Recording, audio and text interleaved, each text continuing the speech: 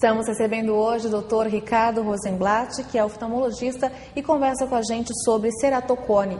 Doutor, então, falando mais aí sobre essa doença, quais são os tratamentos para essa doença? Bom, primeiramente os tratamentos mais antigos, que é o tratamento mais usual, é o uso da lente de contato. Quer dizer, existe uma lente de contato específica para tratar esse problema. Para corrigir. Para corrigir a córnea. Quer dizer, então a lente de contato, ela vai aqui na frente do olho, né? Então você imagina que aqui está a córnea novamente, e ela forma um bico no ceratocone. Então uma lente de contato dura, lente de contato rígida, que a gente fala, ela vai por cima do olho e aplana a córnea, né? Fazendo com que a visão, a superfície se normalize e a pessoa consiga gerar uma imagem nítida aqui no fundo do olho, que é a retina, né? É uma lente só para acertar mesmo, no caso, esse formato, não Exatamente. é? Ela pode não ter grau nenhum.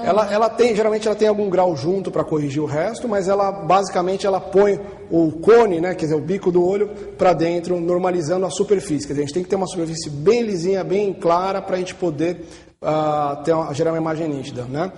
Um outro tratamento, quer dizer, que existia também, que existe ainda, para casos bem avançados, é o transplante de córnea. Quer dizer, uma córnea que é doente, né, uma córnea de um paciente que é doente, é trocada por uma córnea saudável, quer dizer, de um doador. Quer dizer, então é feito um transplante, uma cirurgia que demora 1h30 mais ou menos, que é feita essa troca, né?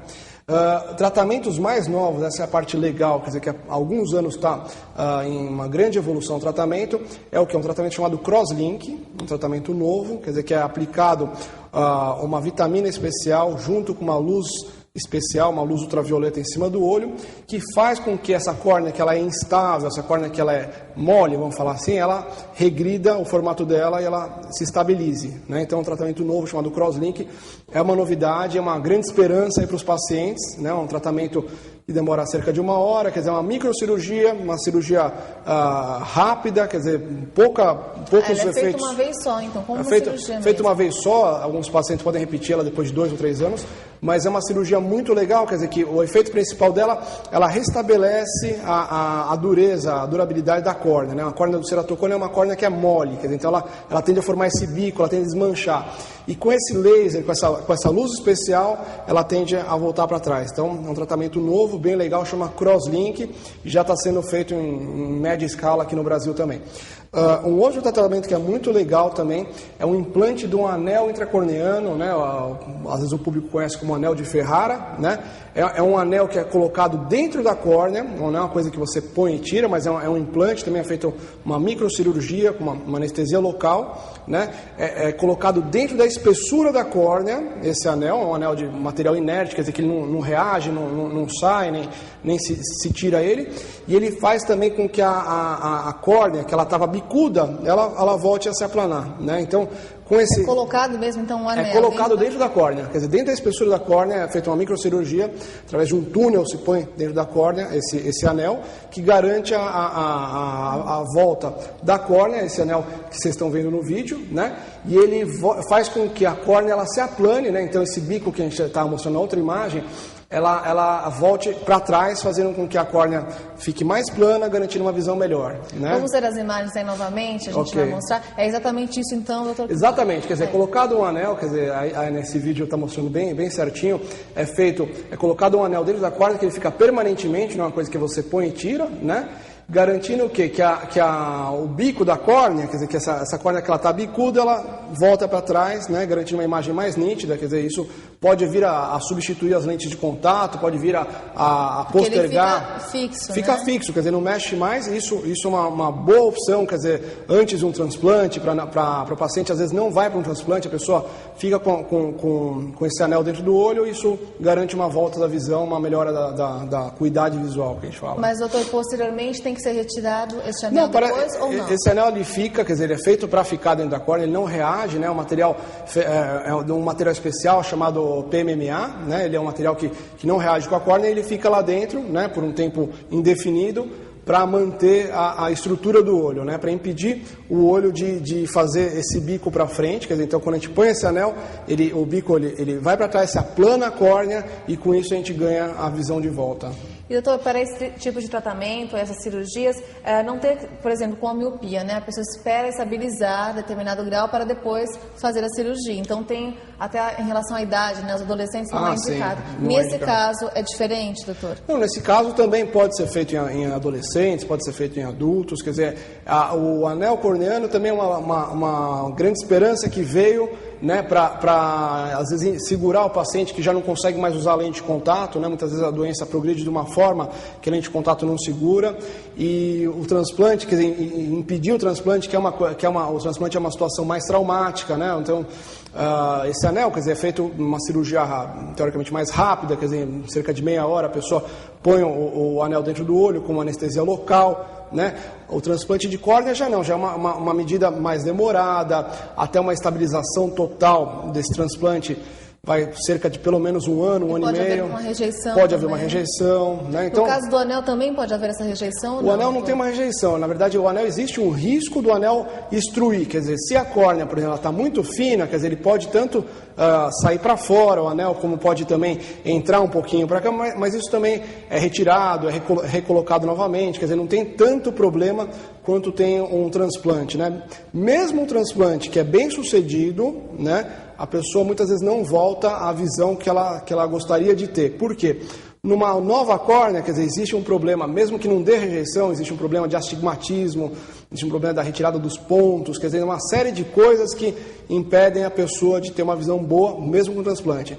Já no anel, não, quer dizer, o anel, por ser uma medida feita em córneas mais saudáveis, quer dizer, que não estão tão evoluídas, quer dizer, a chance de sucesso é muito maior. E no caso aí dos transplantes, doutor, é muito delicado uma cirurgia dessa? É difícil encontrar o doador? Olha, hoje em dia, quer dizer, no Brasil a situação melhorou bastante de alguns anos para cá, muitos bancos de olhos desenvolveram bastante, existe uma campanha pública para doação de órgãos, então, inclusive há um alerta aí para todos os telespectadores que sejam doadores, que ajudem as pessoas que não enxergam a poder voltar a enxergar, quer dizer, então existe uma oferta maior, a coisa está melhorando, ainda não está 100% como está nos Estados Unidos, que não existe uma fila, mas assim a tendência, se Deus quiser, em breve está também sem fila no Brasil todo também. Em relação à cirurgia, quer dizer, uma cirurgia mais delicada, quer dizer, é retirada essa córnea que está doente, colocada uma outra córnea, são dados cerca de 32 pontos, alguns 20 pontos para fixar essa nova córnea, né, esse novo botão corneano que é colocado. Né? A recuperação é demorada? A recuperação é mais demorada, esses pontos são retirados gradualmente, quer dizer, então para a pessoa voltar a ter uma visão depois do transplante, quer dizer, a pessoa tem que esperar em média um ano e meio, quer dizer, isso nos casos bem favoráveis. Então o transplante não é essa maravilha que a pessoa às vezes imagina que é. Não é a primeira indicação. Inclusive é a última indicação. O transplante é feito num caso grave que a pessoa não conseguiu adaptar nem lente de contato, nem o anel, nem pôde fazer o crosslink, quer dizer, é um caso mais avançado.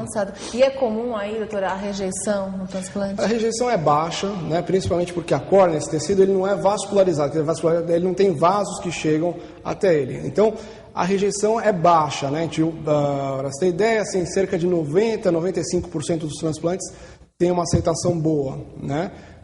5, 10% tem essa rejeição, né? Mas não é o que preocupa a gente, sim a visão final do paciente, né? Quanto que a pessoa vai enxergar depois do transplante, isso é a nossa principal preocupação.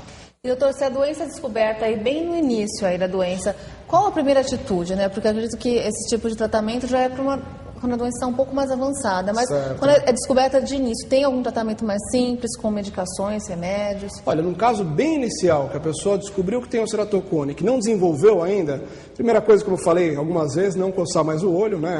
É uma questão bem importante. Uma dica fácil e importante. Uma dica fácil, não coçar mais o olho para não fazer a coisa desenvolver. Segunda coisa, quer dizer, acompanhamento, quer dizer, não deixar a coisa desenvolver demais, não deixar perder o pé do tratamento. Então, evitar o uso de lentes de contato gelatinosas, quer dizer, evitar manipulação ocular, né? Muitas vezes só com o óculos, num caso bem inicial, e se a pessoa também ajuda, né? Então o paciente fica com uma visão boa, uma visão de 100% a vida toda. E consegue parar, brecar a doença. E consegue brecar a evolução. Agora, se a pessoa não consegue brecar essa evolução, quer dizer, a gente passa primeiramente uma lente de contato dura, depois tenta pensar num anel, num crosslink e, em último caso, o tratamento final, um transplante. Mas, primeiramente, é importante lembrar do acompanhamento, de não manipular o olho, ou manipular o mínimo possível, né? Doutor, chegaram algumas perguntas aqui dos nossos telespectadores. A primeira é da Karine Hernandes, de 25 anos, do Rio de Janeiro. Ela pergunta o seguinte: quem usa aí a lente de contato, né, pode desenvolver a doença, né, o ceratocone? Ela é mais propícia a desenvolver a doença? Assim, pessoas que têm a predisposição prévia, né, de ter o ceratocone, o uso da lente de contato pode sim vir a desencadear esse desenvolvimento. Por quê? Existe uma manipulação aumentada do olho, existe a própria lente de contato, quando ela está na córnea, ela raspa, ela mexe, quer dizer, então isso aumenta a manipulação, mas isso numa população específica, uma população que já tem a tendência. Numa população saudável normal não existe essa tendência, quer dizer, então a pessoa que tem os exames normais, que passou no oftalmologista, que não tem um problema, pode usar lente de contato, segundo as indicações médicas, com tranquilidade, quer dizer, então vai desenvolver mais facilmente a pessoa que já tem a doença frustra, né, doença guardadinha, né, vamos falar assim. O ideal mesmo é procurar um especialista, né, doutor? Com certeza, a lente de contato... Ficar tranquilo. Tanto a lente de contato, a adaptação da lente de contato, ela não deve ser feita em óticas, ela deve ser feita no consultório médico, com exames, com tudo, justamente para evitar esse tipo de problema também, quer dizer, a pessoa que às vezes não tem um acompanhamento adequado, pode vir a desenvolver uma doença séria como essa devido a um uso inadequado. Tá certo. Tem mais uma perguntinha aqui, doutor, do João de Lima, de São Paulo, 30 anos. Ele pergunta se o sabonete e shampoo nos olhos pode prejudicar a visão ou desenvolver alguma doença. Como evitar, nesses casos aqui, né, acho que no banho deve ter algum problema com o shampoo, de coçar o olho na hora, doutor? Coçar o olho. Quer dizer, olha, eu acho que assim, o olho, né, é bastante delicado, como a gente falou, né, João? Então, assim, lógico, na hora do banho, quer dizer, a gente tem que evitar fechar os olhos, quer dizer, não manipular de uma forma excessiva os olhos, nem coçar, quer dizer, então, todo o contato que a gente evita de coçar os olhos é positivo. Então, mesmo se for o caso de evitar fechar os olhos na hora de tomar banho, de não deixar cair o shampoo, já é uma medida bastante adequada para você evitar esse problema também. E até acho que a água, né, também com... A água, mesmo água de piscina clorada também é nociva para o olho, mesmo água de torneira, quer dizer, todos esses tipos de água, elas contêm microbactérias, como por exemplo a cantameba,